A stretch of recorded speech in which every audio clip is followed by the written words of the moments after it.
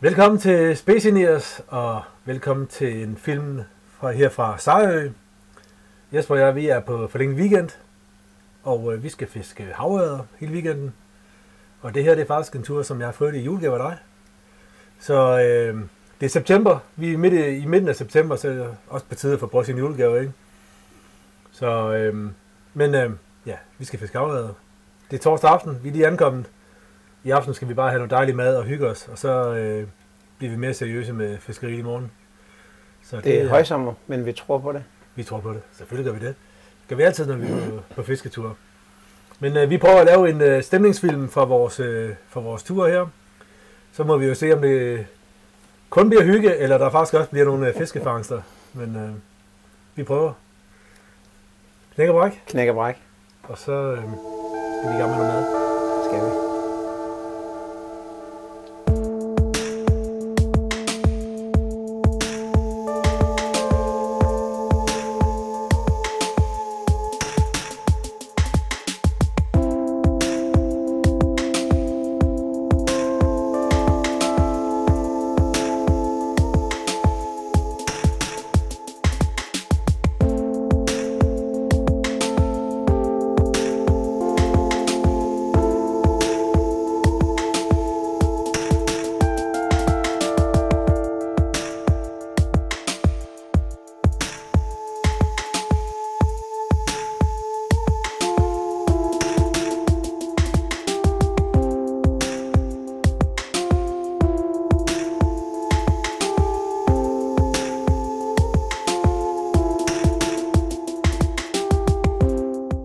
Det er min første tur til Sejerø, og Jesper har fisket her flere gange, så det er jo helt naturligt, at han skal guide på vores tur her.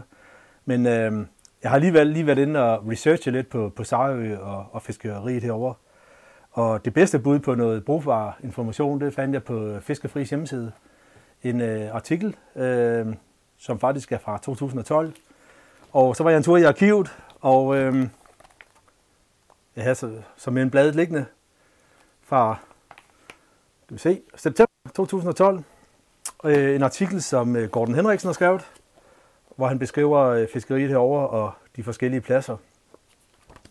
Og noget af det, der sådan lyder rigtig interessant, det er på øens nordspids, en plads, der hedder Gniben, med et kæmpe rev og dybt land på begge sider, store sten, muslingebanker, sådan en rigtig havørredplads.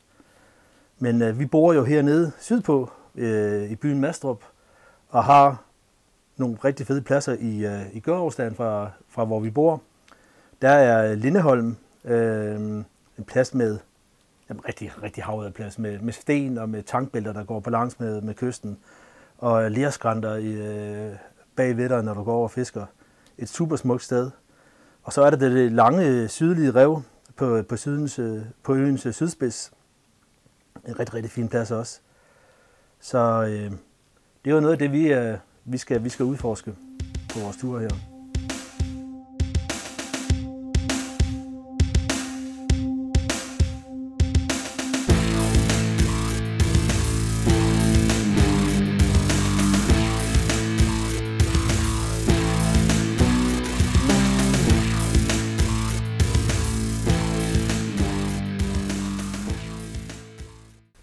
Torsdag aften, hvor vi ankom, der fik vi jo lavet noget rigtig dejligt mad, som man også kan se på videoen her.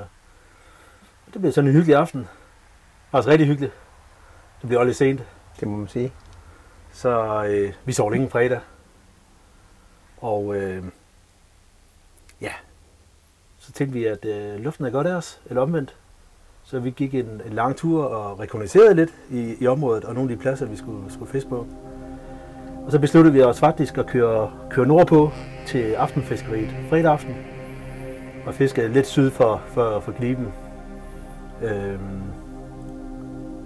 Flot aften. Ikke så meget liv. Jeg skal lige korrigere dig, fordi det er faktisk syd for Gniben Fyr. Ja. Men en lille smule nord for havnen. Ja. Jeg mærker ikke nogen fisk. Der var det største øjeblik, det var vel egentlig vores moment med havgus. Ja, Fordi at vi stod egentlig og var klar til at se den flotteste solnedgang, og så kom der bare havblus ind. Og det gik hurtigt. Og så var det bare umuligt at se noget, og det blev også lidt køligt. Men vi fik grillet nogle pølser og en hyggelig aften. Og så var vi så også enige om, at så var det jo så lørdag, at den skulle have en ordentlig ind over nakken med fiskeri. Så lørdag formiddag, der fiskede vi lokalt. Her på, hvad er det så? Det er sydøstsiden af øen. Det er sydøst, det er korrekt. Lindholm. Lindholm, den som du har beskrevet med lærskrænter. Og en plads, som man ikke kan komme helt over, fordi Theisen, den yngler der. Ja. Og der gør åens beboere meget ud af, at man ikke kommer lige fugle i vejen der. Så der er ikke adgang. Nej. Fra omkring det 15. april og så helt hen til midt i juli. Ja. Så sommerfiskeri om aftenen, det er no-go. Ja. Så skal jeg sige, at her, hvor vi er i september, der er det jo nærmest sommerfiskeri, fordi det er eddermame varmt, og sveden den havlede også af mig. Så vi har jo prøvet en slags sommerfiskeri her. Men vi er jo stadigvæk på et tidspunkt af året, hvor vi ikke behøver at skal mega tidligt op for at fiske. Og det sene fiskeri er heller ikke så sent, fordi det faktisk er mørkt ved 8-tiden. Ja. Men vi havde jo faktisk noget fint fiskeri der om formiddagen. Du startede ud med, og du havde egentlig lige spurgt mig, om man stadig kunne fange hornfisk, og så gik der, jeg tror mindre end et minut, så er der fisk på, og så var det en hornfisk. Og lidt efter, så havde jeg så fisk på, så jeg troede faktisk også, det var en hornfisk, men det viste sig at være en lille ørred, den har vi så ikke fået filmet. Og så fulgte du efter med også en lille ørred. Der var en lille ørred mere, og så var vi jo klar. Ja, så var der var liv. Der var liv, fisk på pladsen. Var tidvand, ja. Der skifter meget. Det var meget interessant på sådan en ø. Ja. Ikke noget, man ser på fastlandet. Og det er ligesom det satte skub i det hele. Med alle det rokering i tang og vand derude. Så. Og vi kan sige, at der er også meget tang og ikke så høj vandstand, så vi fiskede med bombarde og flue. Fordi det var egentlig den metode, hvor man havde mulighed for at fiske uden at få tang på hele tiden eller sidde fast. Og vi flyttede os lidt hen ad kysten, og så fik du et godt hug. Der var lige pludselig, så havde mærket en lille smule inden, og så kastede et par gange mere på den, og det var ikke tang. Det gik på en halv meter vand ind over de her tangpletter. Så det var simpelthen at vores forberedelse, den bare frugt, kan man sige. Ja, så en fin fisk. Og det blev jo så også formiddagens sidste, fordi så var det jo ligesom, at vi kom over middag, og det blev helt stille, og det var varmt, og man nærmest fornemmede, at der ikke var liv. Så vi besluttede os lige at tage lidt rundt på noget sightseeing på øen, og slappe lidt af, og så tage et aftentræk igen. Og ja, det er jo selvfølgelig nærliggende at gå tilbage, hvor vi har haft noget godt fiskeri om formiddagen. Så det var også det, vi gjorde. Der blæste en lille smule op. Slet ikke ret meget. Men det forunderlige ved øen er, at det, som tiltrækker øret med en masse strøm, det tiltrækker også en masse ålegræs. Så vi blev delt med udfordret. Det gjorde vi. Altså, der var ålegræs på i hver kast. Og vi bevægede os ind ad kysten for at se, om vi kunne finde nogle steder, hvor vi kunne komme til at fiske effektivt. Men det var svært. Så vi skulle faktisk tæt på det sydlige rev, før vi fandt et sted, hvor vi egentlig kunne fiske. Men det var så også der, hvor der er meget sand. Så